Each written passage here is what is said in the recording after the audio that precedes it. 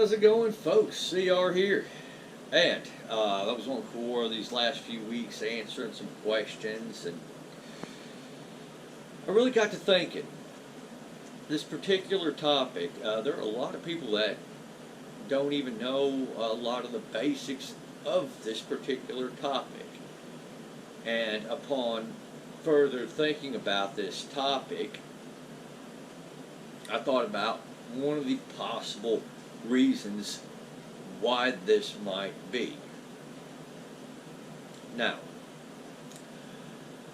with that being said, I also got to thinking, and while preparing for this video, and I thought, I need to go knock on some doors with some friends and family and get some of my guns back, because I realize I've got the vast majority on loan to friends and family. So,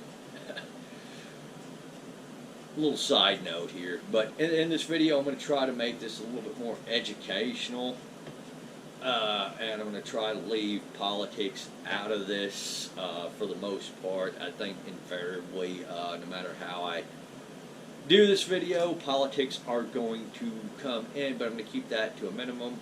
For those of you who want to actually hear my take on the politics on some of this stuff, leave a comment, let me know. And I might do a follow-on video discussing the politics of this particular video. So, the topic, I think that the reason, I should say, that people don't understand a certain topic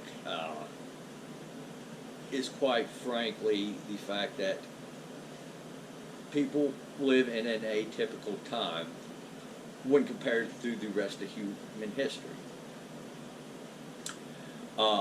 We live in a time and place, I should say, because there's still a lot of the world that's not really friendly for survival. That's, still is there. But when you're talking about the West in general, the U.S., Western Europe, even parts of Eastern Europe, Russia, it's relatively a safe world compared to how it used to be. My maternal grandpappy, for example, he grew up on a farm.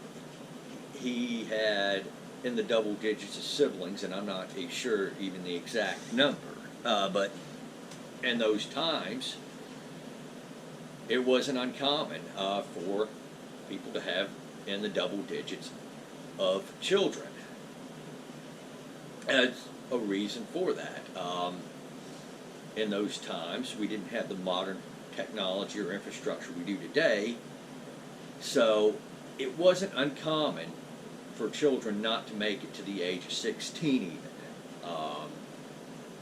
Whereas today, people still die before their 16th birthday. However, it's not near as common as it was back in the day my grandpappy was growing up. And that's just an example of how much better our technology and infrastructure has gotten over the last century, which is a blip when it comes to human history. Even recorded history is a blip on human history. For most of our history, humans were situated in tribes. They were often nomadic hunters and gatherers, and something like this right here would be considered very high-tech for them. Whereas today, in the U.S., you can walk into a sporting goods store and probably pick yourself up one in most places in the U.S. Not so much New York City, obviously. Of course, everything's illegal there. But yeah, for the most part in the U.S., you can go buy one of these with ease as long as you're an adult. We live in a time where we have these little devices on us for the most part. If you're living, well, hell, just about anywhere in the world now. And, you know, you have pretty much an encyclopedia you can fit right in your pocket that takes pictures, records videos, that you can call a friend up on, you know, so on and so forth. You can use these things to give you directions to wherever you're going, provided you're in an area with cell phone reception, which is most areas nowadays that people go. Now, obviously, yeah, there are a lot of parts of the earth that does have cell phone coverage, but not a lot of people go there anyway, if any. But for the most part, wherever you will be in this world, you're generally going to have reception for this, and you're going to have an encyclopedia in your pocket. Which goes into the knowing part, or the ability to know anyway. You can have a whole bunch of books but never read a single one of them and not learn anything of it. And you can learn certain things but not fully understand them. You can learn facts, obviously, and not fully understand them, which I think is a common theme in this world. So, with that being said, just some of the questions I've been answering on Quora have led me to believe that many people in the Western world don't understand, you know, basic combat and how it works, you know, self-defense, and so on and so forth. To give you a great example of a question I answered on Quora about a week ago. Somebody asked me, what's the difference? Well, not me particularly, but they posted the question to Quora. They asked, what is the difference between a self-defense shotgun and a combat shotgun? Okay. So, a self-defense shotgun is a combat shotgun. They're one and the same. In fact, that goes the same with all firearms. Some are more suited for situations than others are, but you can still use them for combat with varying effectiveness. You can use a double-barrel break-open shotgun for personal protection. I personally wouldn't advise that. Actually, I mean, in a situation where a shotgun's recommended, you have semi-automatic and slide action shotguns, obviously, that are generally going to be better choices than, say, a break-open shotgun. And for those of you who don't know what slide action is, I know this is chambered in 12 gauge, but it's not considered a shotgun. This is NFA Title I firearm. Now, this is a slide action firearm. Basically what I mean is you slide the slide back, it pulls the round out of the tubular magazine, you push the slide forward, it sends the round pulled out of the tubular magazine into the chamber. Now, the reason why slide action is the more popular option with shotguns as opposed to semi-automatic is due to the fact that shotguns are very versatile with their ammunition types, their shells basically. You can get shells, and and this is just 12 gauge alone, that are designed, to shoot birds, or trap, or skeet, all the way up to triple-aught buck or slugs, and you could use those on bears even. So there's a lot of variation in the rounds. So what might work in a semi-automatic shotgun, other rounds are not going to work in that semi-automatic shotgun so well. You might be able to fire the rounds, but the semi-automatic shotgun may or may not be able to cycle it, just due to the variation in the amount of power that's in that particular shotgun cartridge. So you're much more limited on what you can use with that semi-automatic shotgun. Slide action shotgun, it is depending on the chamber. Some are 2 3/4 only, some are 2 3/4 and 3 inches, and some go all the way up to 3.5 inches. This is just on the 12 gauge. You know, depends on which type of rounds you can use. If your shotgun has a choke on it, not advisable to use slugs. But yeah, if your shotgun has a chamber that's designed for a 3.5 inch shell, you can use 3.5 inch all the way down to 2 3/4. And yes, if it's a slide action shotgun, you know, about the only shells you wouldn't want to use in a slide action shotgun are cut shells. You know. So, with that being said, slide action and semi-automatic are both more preferable for personal protection than a break-open shotgun. So, another thing I think that this person is probably not understanding is that there is no such thing as a truly offensive only or a truly defensive only weapon. Yeah, combat is combat. And again, as I say, there are weapons that are more suited for one situation, and there are weapons that are suited better for another situation. Give you a great example here on the whole. Let's go back to the whole offensive, defensive portion of it. Most people would consider a handgun a defensive weapon. Well, most people who know about firearms in general would consider the handgun a defensive weapon. You can use a handgun offensively, but generally speaking, there are going to be better options. This is a G19. Now, this is used as a sidearm by certain military units. A lot of police departments like to use these. And it is a very popular concealed carry gun.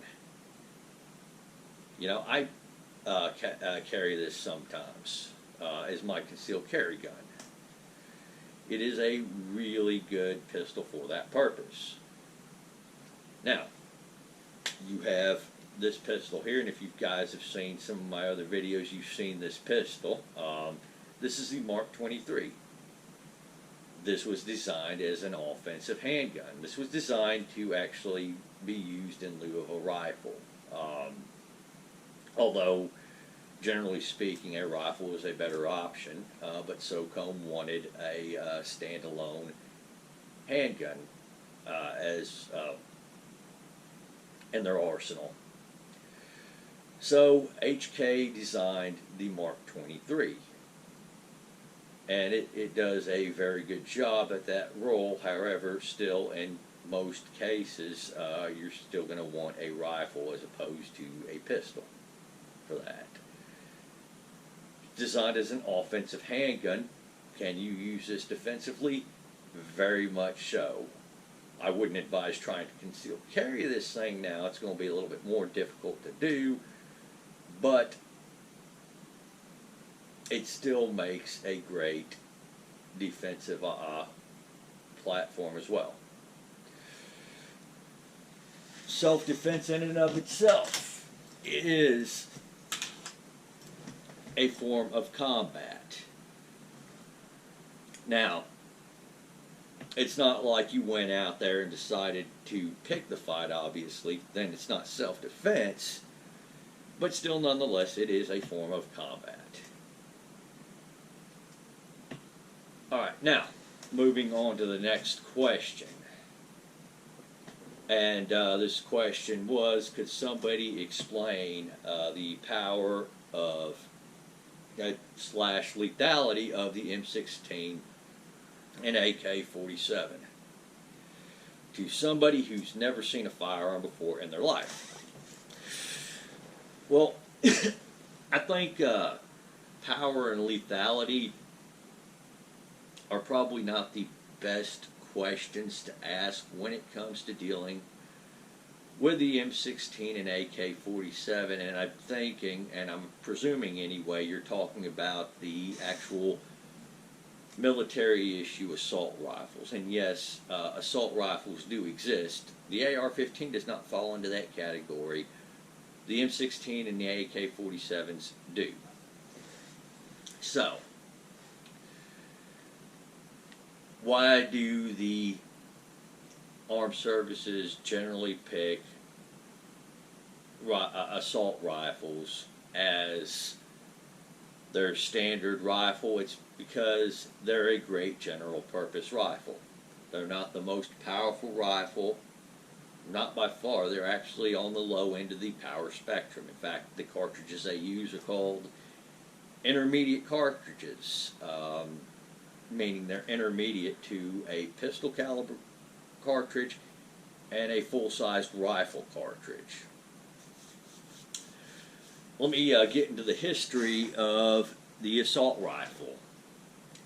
During World War II, the average German soldier was issued a bolt-action rifle. It was a K98 Mauser. Now, there were some full-sized ones and there were some carbine-length ones for their paratroopers. Still, it was a bolt-action rifle. They got plenty of range. Drawbacks to them is that follow-up shots were slow, slower than, say, U.S. soldiers, which were issued the M1 Garands, and they also were not all that great for close quarters. Then again, neither was the M1 Garand, which the M1 Garand falls under the category of a battle rifle. Anyway, so with that being said, the Germans decided, okay, their submachine guns were great for close quarters, but not good for anything else.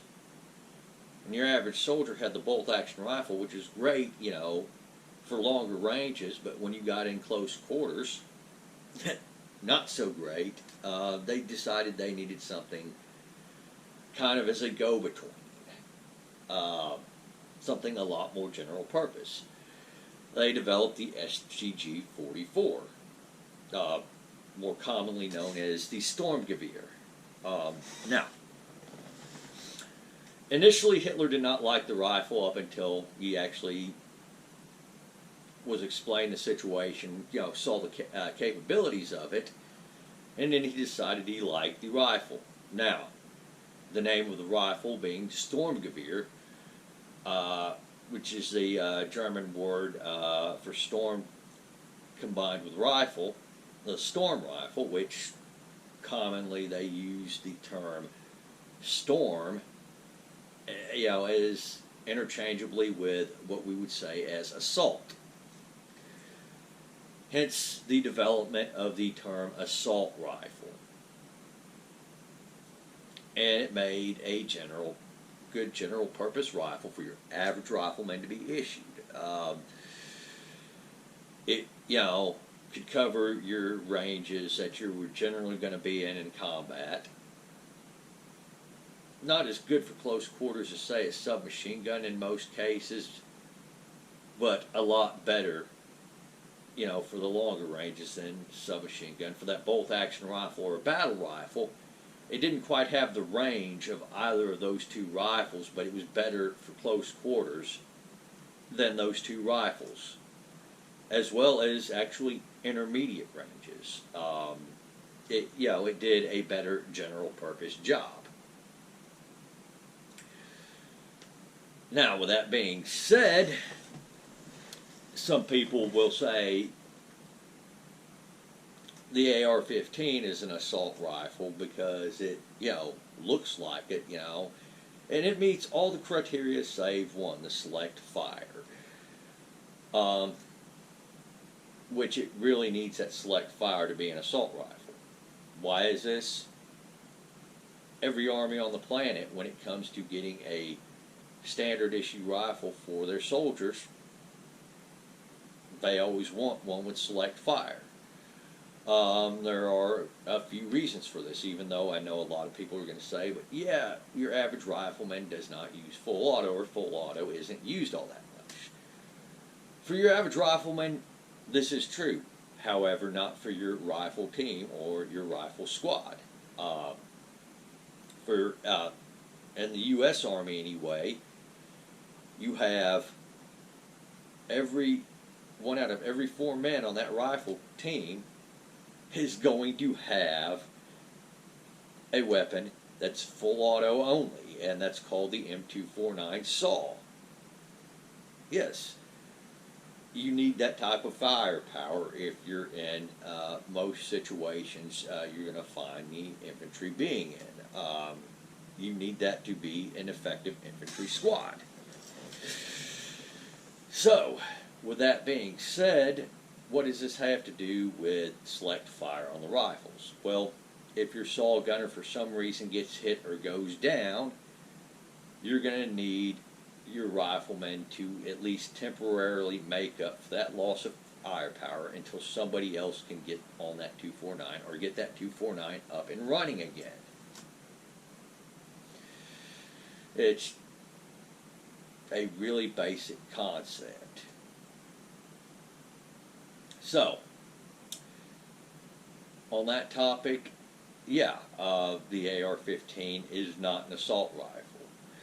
But unfortunately, the gun control side of things has been running their mouths so much, putting out so much misinformation, that you now, unfortunately, have people on the Second Amendment side of the debate that don't even believe there's such a thing as an assault rifle. And you can kind of thank the gun control community for putting out all this misinformation and just being as untrustworthy as they can. Alright, so I'm going to drop the politics on this. But, again, in previous videos, I have discussed the AR-15 and why it is a great general purpose rifle. Now, this is one of my AR-15s. This is NFA Title I. Again, meaning you could buy this over the counter with a basic background check, and filling out your 4473. There is no additional waiting periods, depending on which state you're in now. And actually, now it depends on which state you're in, whether or not this thing is actually legal for you to own. This is a great general purpose rifle, for a lot of things that a private citizen would use it for, namely personal protection. This is a very effective defensive rifle. Can you use it offensively? Yes, you can. However, you can use it defensively too.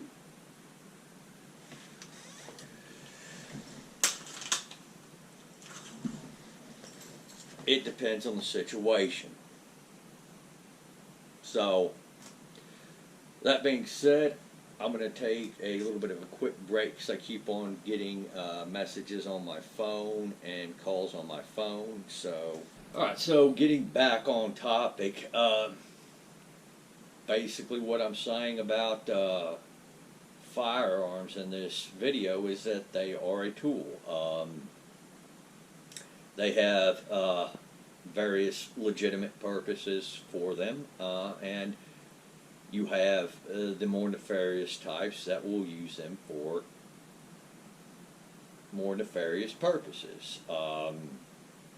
This has been a common theme in many of my videos that I've put out before. Either I've implied it or outright said it. To give an example with a non-firearm item, it's this right here. Yeah, the crowbar. people have these for various reasons, whether it's opening certain shipping crates or something like that. But you have burglars that have figured out that you can use these things to gain access to certain homes and buildings that they're not supposed to have access to say the least.